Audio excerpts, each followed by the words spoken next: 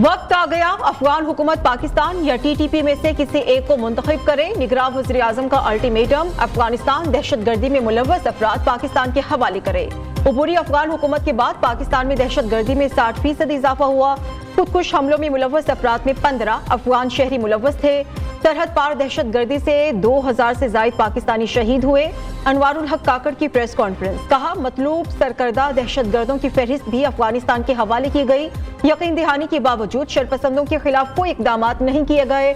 अफगान रहनुमाओं के धमकी आमेज बयानात अफसोसनाक है। अफगान रहनुमाओं के बयानात के बाद दहशतगर्दी में इजाफा मायने खेज है। इल्जाम तराशी से पाकिस्तान के गुयूर अवाम के जज्बात को ठेस पहुंचाई गई। अक़वाम मुत्तहिदा की रिपोर्ट में भी पाकिस्तान के खिलाफ सरगर्मियों का वाज़ेह जिक्र किया गया है। पाकिस्तान ने अपने दाखिली मामलात खुद ठीक करने का फैसला कर लिया है।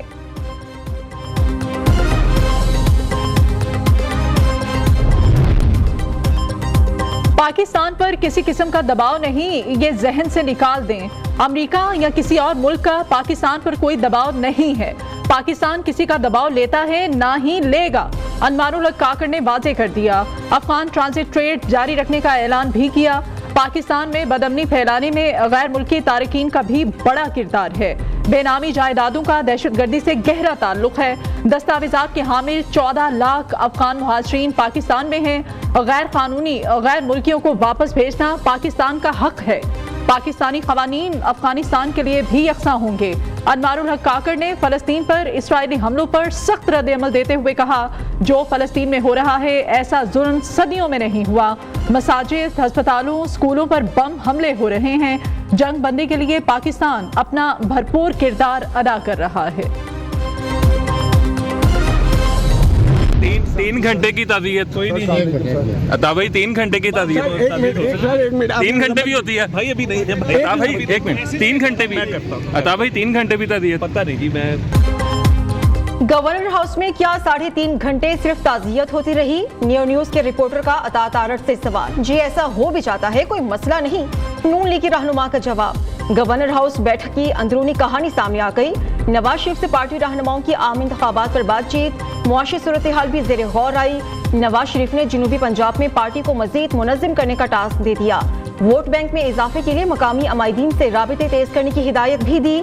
शहबाज शरीफ, मरियम नवाज, राना सनाउल्लाह, परवेज रशीद समेत दीगर रहनुमा गवर्नर हाउस मौजूद रहे।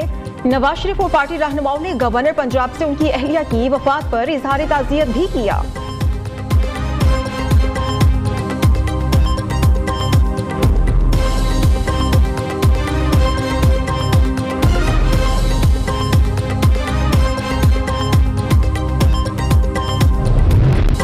हमारा राब्ता आवाम से, दूसरों का सिलेक्शन पार्टी से है। बिलावल भुट्टो का तंज, जब तक नून लीग का बयानिया वोट को इज्जत दो था, साथ चल रहे थे। बयानिया तब्दील होने पर साथ चलना मुश्किल हो गया। नून लीग और MQM के इत्तेहाद पर कोई शिकायत नहीं, नुकसान दोनों जमातों का होगा। लेवल प्लेइंग फील्ड हो या ना हो, पीपल्स पार्टी इंतखाबात में कामयाब होगी। सिंध के साथ विफाक में भी हुकूमत बनाएंगे, चेयरमैन पीपल्स पार्टी का दावा। कराची में मीडिया से गुफ्तगू करते हुए कहा कि कभी ये नहीं कहा कि हमें सिलेक्ट करें, सिर्फ फ्री एंड फेयर इलेक्शन करा दें। इलेक्शन जीतने के बाद पाकिस्तान की किस्मत हम सब मिलकर बदलेंगे।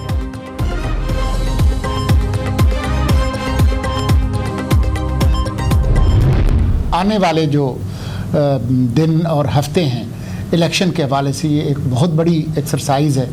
आपके आइन के अंदर लिखा है कि ये मुल्क उसके मुंतखब नुमाइंदे चलाएंगे, और उस हवाले से जो इलेक्शंस हैं उसकी एक बहुत अहमियत है।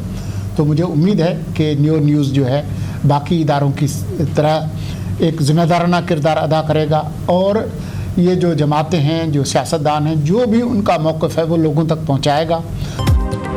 इलेक्शन एक हकीकत है, जो वक्त पर होंगे। हुकूमत इस हवाले से तमाम वसाइल फराहम करेगी।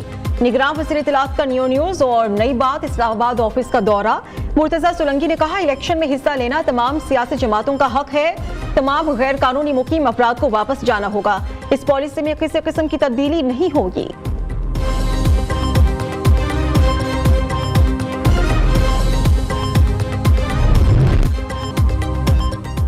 PTI को लेवल प्लेइंग फील्ड फ्राहम की जाए, सदर मुमलिकत के निगरान वज़ीर आज़म को तलकीन। अनवारुल हक काकड़ को लिखे गए खत में कहा कि आज़ादाना, मुनसिफाना और मुस्तनद इलेक्शन पर पूरे पाकिस्तान में इत्तेफाक है।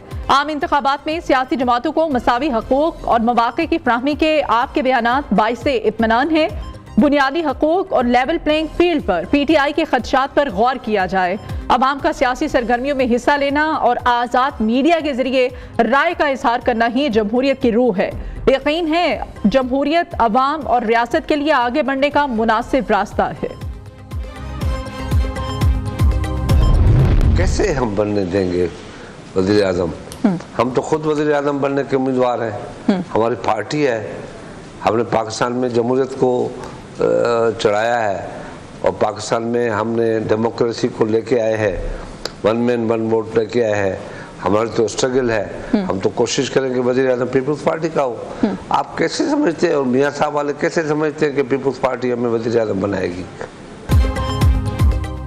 नवाज शरीफ किसी के कंधे पर बैठकर हुकूमत करने आ रहे हैं। हमें इख्तिदार की ख्वाहिश होती तो दुबई में बैठे बगैर हासिल कर लेते, खुर्शीद शाह का दावा। हम मियां साहब को कैसे वजीर आजम बनने दें? हम तो पीपल्स पार्टी को वजारत उज़्मा पर देखना चाहते हैं। हमारे जितने ब्यूरोक्रेट्स थे उन्हें ओहदों से हटा दिया गया। इलेक्शन साफ और शफाफ ना हुए तो शदीद रद्द-ए-अमल आएगा। रहनुमा पीपल्स पार्टी की न्यू न्यूज के प्रोग्राम में गुफ्तगू। शाजिया मरी ने कहा, इलेक्शन की बात करने पर कुछ लोगों को तकलीफ होती है। हमारी किसी इदारे से कोई दुश्मनी नहीं, इलेक्शन का महवर अवाम का वोट है। PTI दौर में अवाम के दरमियान नफरत के बीज बोए गए।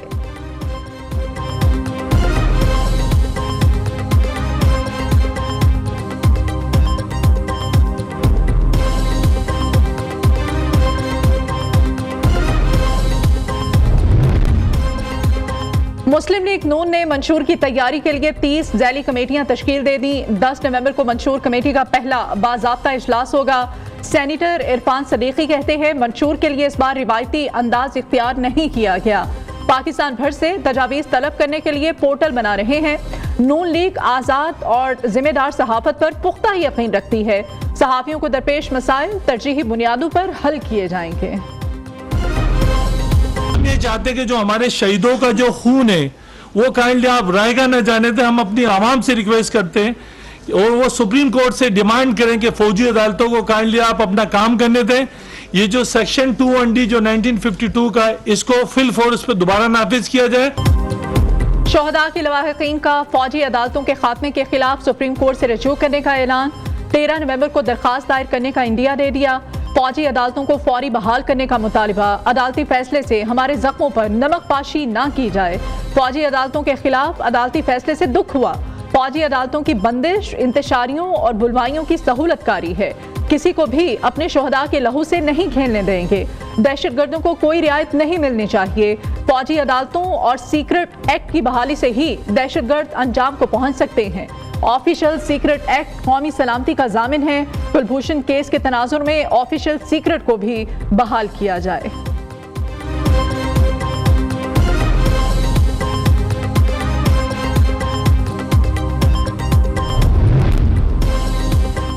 स्मोग के तदारुक के लिए पंजाब में जुमे से स्मार्ट लॉकडाउन 10, 11 और 12 नवंबर को दफा 144 का सख्ती से नफाज होगा। लोगों को बाहर निकलने की इजाजत नहीं होगी। निगरान वज़ीर आला पंजाब का 2 टोक ऐलान। कहा, गवर्नर स्टेट बैंक से बैंक बंद करने की दरख्वास्त भी की है। जितनी ट्रैफिक कंट्रोल होगी उतना ही माहौल बेहतर होगा। दूसरी जानिब स्मोग ने बागों के शहर लाहौर को दुनिया का आलूदा तरीन शहर बना दिया। नई दिल्ली दूसरे और कराची तीसरे नंबर पर।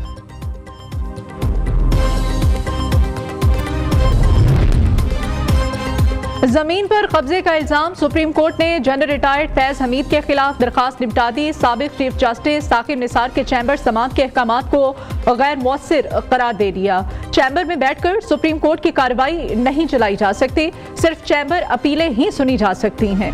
चीफ जस्टिस काजी फाइज ईसा के रिमार्क्स। जस्टिस अथर बिनुल्लाह ने कहा कि ह्यूमन राइट्स सेल हुकूमत को गैर कानूनी नोटिस भिजवाता रहा। ये सेल किसी कानून के तहत कायम नहीं है। माजी में ह्यूमन राइट्स सेल के जरिए बदतरीन नाइंसाफियां हुई हैं।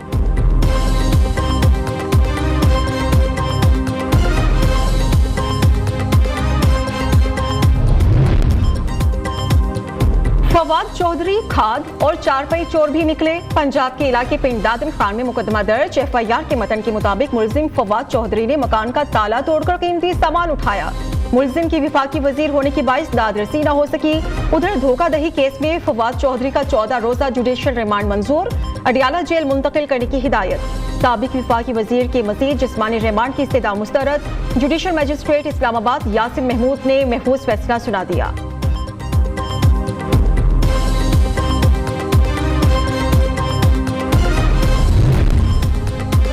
जिस पर मान था जब वो वजीर आजम बना तो उसी रंग में रंग गया। जहांगीर तरीन की चेयरमैन पीटीआई पर तनकीद। अवाम के लिए नया पाकिस्तान बनाएंगे जिसमें इंसाफ और तरक्की होगी। हम रिवायती सियासी लोग नहीं, दीगर पार्टियों में शमूलियत की बजाय इसीलिए अपनी मुहिम का आगाज किया। मुल्क की खिदमत का जज्बा आज भी मौजूद। चाहते हैं पाकिस्तान की मिसालें हर कोई दे।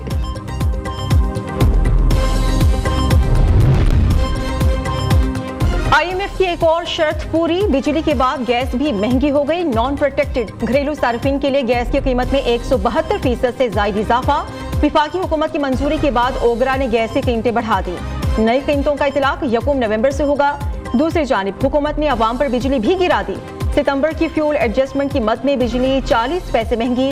सार्फिन से इजाफी वसूलियां नवंबर की बिल्स में की जाएंगी। लाइफलाइन और के इलेक्ट्रिक सार्फिन पर इतलाक नहीं होगा।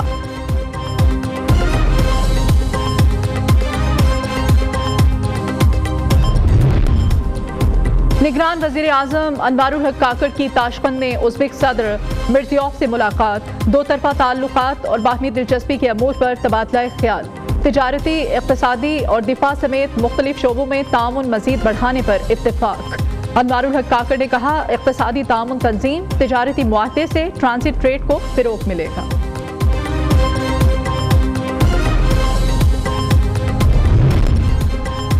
बदीन में किताबें गंदे नाले में फेंकने का मामला। न्यू न्यूज की खबर पर एक्शन। डिप्टी कमिश्नर बदीन ने नोटिस दे दिया। असिस्टेंट कमिश्नर गुलारची की तहकीकात का हुक्म। 3 रुकनी तहकीकाती कमेटी भी तश्कील दे दी गई। न्यू न्यूज ने गुज़श्ता रोज किताबें गंदे नाले में फेंकने की खबर नशर की थी।